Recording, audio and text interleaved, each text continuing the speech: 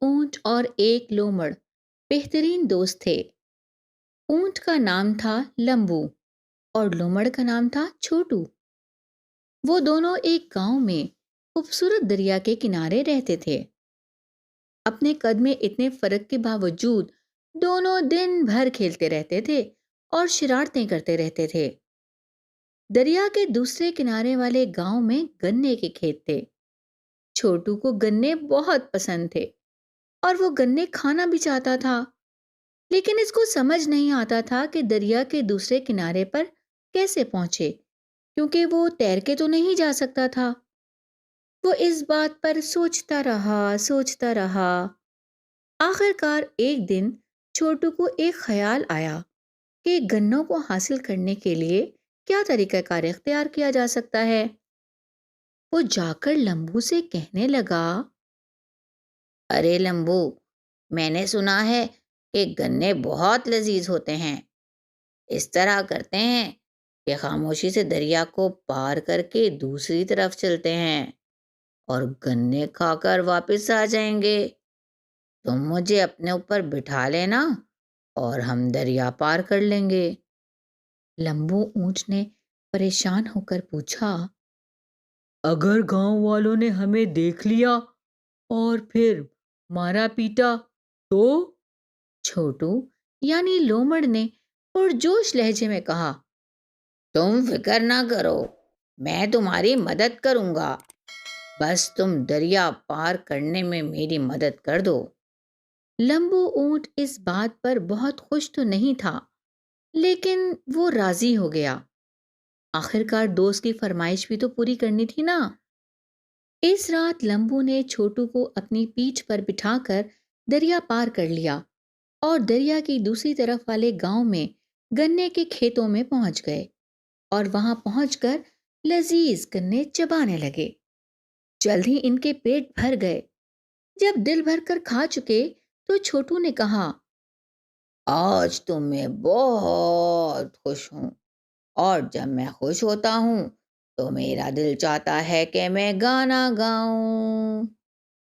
یہ سن کر اونٹ تو بہت پریشان ہو گیا۔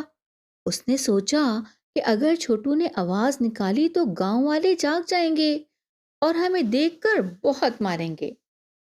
اس سے پہلے کہ لمبو اس کو کوئی جواب دیتا، چھوٹو نے زور زور سے گانا شروع کر دیا۔ لمبو نے اسے اس پاگل پن سے رکنے کو کہا، لیکن چھوٹو آوازیں نکالتا رہا۔ جلد ہی گاؤں والے بھاگتے ہوئے باہر آ گئے اور ہر ایک کے ہاتھ میں کچھ نہ کچھ مارنے کے لیے موجود تھا۔ یہ دیکھ کر لمبو اونٹ بہت ڈر گیا۔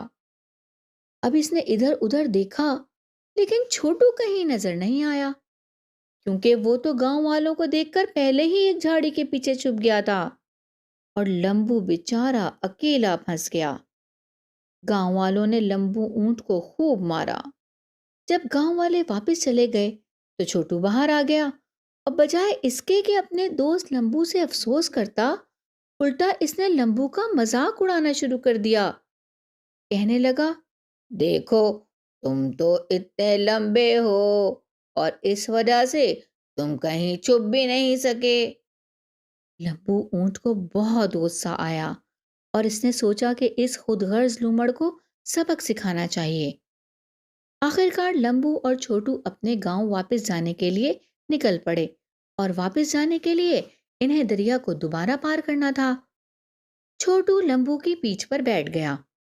جب لمبو اونٹ دریا کے بیچ میں پہنچا تو کہنے لگا، میری ٹانگوں میں بہت درد ہو رہا ہے، میں تھوڑی دیر بیٹھ جاتا ہوں تاکہ میری ٹانگوں کو سکون مل جائے۔ چھوٹو یہ سن کر زور سے چیخا، نہیں نہیں، ایسے نہیں کرنا، اس طرح تو میں گر جاؤں گا۔ لمبو اونٹ بولا، جب تم نے میرا خیال نہیں کیا تو میں تم جیسے خود غرض دوست کی پرواہ کیوں کروں؟ یہ کہہ کر اونٹ پانی میں بیٹھ گیا اور چھوٹو اس کی پیٹھ پر سے پھسل کر دریا میں گر گیا۔ پیارے بچوں، اس کہانی سے ہمیں پتہ چلا کہ خود غرض لوگوں سے دوستی نہیں کرنی چاہیے۔ ارے رکیے، ایک اور بات بھی معلوم ہوئی، اور وہ یہ کہ اونٹ اپنا بدلہ لینا کبھی نہیں بھولتا۔ اگر آپ چاہتے ہیں کہ آپ کو اتنی اچھی اچھی کہانیاں سننے کو ملتی رہیں تو چینل کو سبسکرائب کر دیں تاکہ اگلی کہانی کا نوٹیفیکیشن آپ سے مس نہ ہو۔ اور لائک تو آپ ویسے ہی کر دیں گے کیونکہ کہانی آپ کو پسند جو آئی ہے